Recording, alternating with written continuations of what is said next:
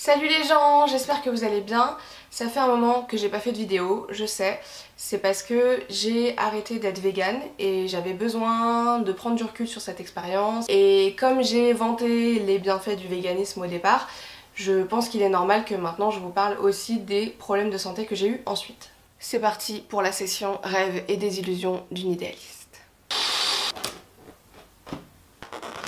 Voilà. D'abord les rêves. Alors, je suis devenue végane en août 2014 parce que je supportais plus de voir la maltraitance animale et que je me sentais coupable à chaque repas et je voulais plus faire partie des barbares, je voulais faire partie des gens qui rendent le monde meilleur et voilà quoi. Au début, j'ai eu beaucoup d'effets positifs parce que forcément je mangeais mieux et je cuisinais moi-même des fruits et légumes bio, donc forcément j'étais plus mince, j'avais plus d'énergie, j'étais en forme. Et au bout d'un an, donc en août 2015, j'ai décidé d'en parler publiquement sur YouTube dans une vidéo qui est juste là. Et de faire des recettes véganes pour montrer que c'était pas difficile de cuisiner vegan au quotidien. J'avais des petits maux de ventre de temps en temps, mais bon voilà, ça arrive, surtout dans la vie d'une meuf, et je pensais pas que c'était lié à ça, jusqu'au jour où c'est devenu un vrai problème. Et c'est là qu'a commencé la désillusion. J'ai commencé à avoir de plus en plus mal au ventre après les repas, avoir des crampes, des ballonnements, des problèmes de digestion. C'est pas sexy hein, mais je vous dis ce qui s'est vraiment passé. Du coup, j'ai cru que j'avais un problème, j'ai fait des analyses, j'ai fait des prises de sang, sauf que j'avais aucune carence et j'avais pas de bactéries nocives dans mes intestins. J'ai cru que ça venait de moi, que je mélangeais des mauvais aliments, que je mâchais pas assez, que je me tenais pas bien, pas assez droite et que du coup j'écrasais mon propre ventre.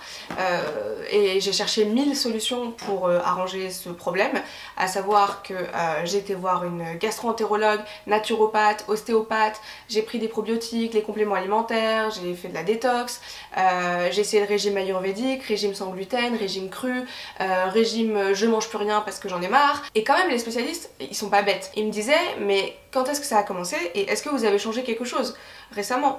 Et moi, au fond de moi, je savais bien que ça avait commencé à peu près au moment où j'étais devenue végane, mais je voulais pas l'admettre, donc je leur disais oui, je suis végétalienne, mais ça fait un an et j'ai pas eu de problème au début, donc ça doit pas venir de ça quoi. En gros, j'étais clairement dans le déni, mais je m'étais tellement monté la tête, je voulais tellement y croire que j'allais jusqu'à nier des problèmes de santé qui étaient de plus en plus gros. Jusqu'au jour où j'avais encore eu mal la journée et là ce jour-là je me suis dit non mais c'est pas possible, ce soir je rentre et je fais 3 heures de recherche sur le sujet des maux de ventre liés au véganisme etc.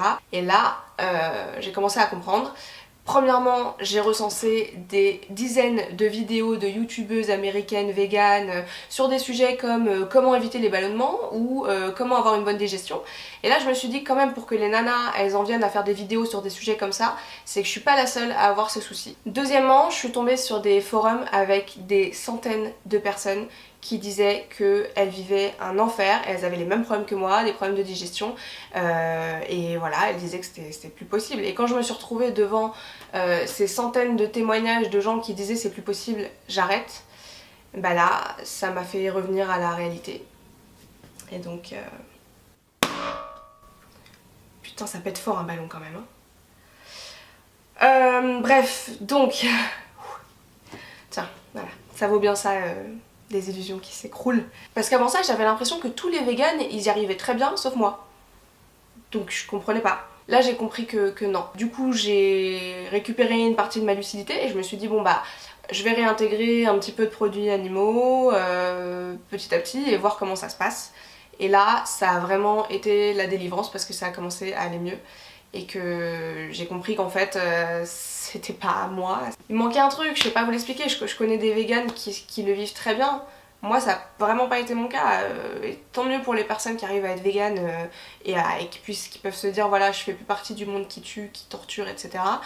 En tout cas les animaux, moi j'ai essayé mais c'était pas mon cas. Moi mon histoire là avec tous les spécialistes et tout ça a duré quand même un an, plusieurs mois consécutifs où j'avais mal au ventre presque tout le temps, toutes les semaines, plusieurs jours par semaine et c'est hyper, ça a été un cauchemar au travail, ça a été un cauchemar dans mes cours de théâtre, ça a été un cauchemar aussi avec mon copain à l'époque parce que voilà quand on sait jamais si on va avoir mal au ventre ou pas et tout, on est toujours sur le qui-vive, enfin c'était vraiment c'est vraiment pas agréable à vivre. Et donc maintenant où j'en suis, 2-3 mois plus tard, j'ai gardé une alimentation basée sur les fruits, les légumes, les céréales, on va dire à 81%, et j'ai réintégré un petit peu de produits animaux.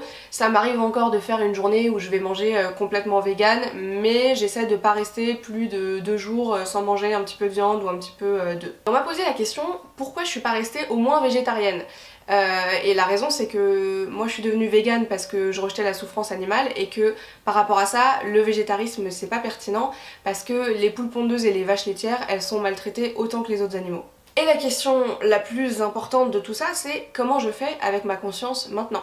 Au début c'était assez difficile psychologiquement parce que il y avait tellement ce discours vegan de si vous n'êtes pas vegan vous êtes un criminel et chaque jour il y a des milliards d'animaux et la planète qui meurt à cause de vous que pour moi c'était tout rien et je me disais si tu remanges des animaux tu renonces à toutes tes valeurs. Mais en fait c'est pas vrai parce que déjà j'ai essayé d'être vegan et mon corps l'a pas supporté et j'aurais vraiment voulu que ça soit possible mais c'était pas tenable physiquement, vraiment pas. Maintenant, je pense qu'on peut ne pas être vegan et quand même revendiquer une vie plus éthique et quand même faire sa part pour vivre dans un monde plus juste, à défaut d'être un monde idéal. Ça veut pas du tout dire que j'accepte la situation, au contraire, je pense qu'on doit beaucoup plus respecter la vie des animaux et pas leur faire vivre un enfer comme ça sur Terre.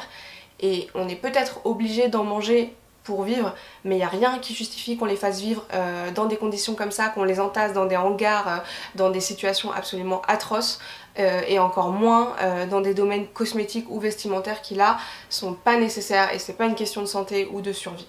Puisque eux ils ont pas de voix pour se défendre, et bah c'est aux gens qui ont une voix et une conscience de se battre pour eux. En ce qui me concerne, je continuerai à défendre la cause animale parce que je supporte pas la façon dont ils sont traités. Dernière question, est-ce que je vais reprendre les vidéos? Alors oui, parce que ma chaîne c'est pas juste une meuf qui fait des recettes véganes, c'est une meuf qui cherche à avoir le positif dans le monde et à avoir une vie plus saine. Et que je continuerai même à faire des recettes véganes ou végétariennes parce que ça fera de mal à personne d'apprendre à cuisiner avec moins de produits animaux et que tant qu'il restera des recettes de cookies véganes à découvrir, ma mission ne sera pas terminée. Pour conclure cette vidéo, je me doute qu'il va y avoir beaucoup de réactions dans les commentaires. Je les laisserai ouverts et je répondrai tant qu'on restera dans un dialogue constructif. Ça m'a fait du bien d'en parler et de dire ce que j'avais sur le cœur. Maintenant, je fais des bisous et je vous dis à la prochaine fois. Bye!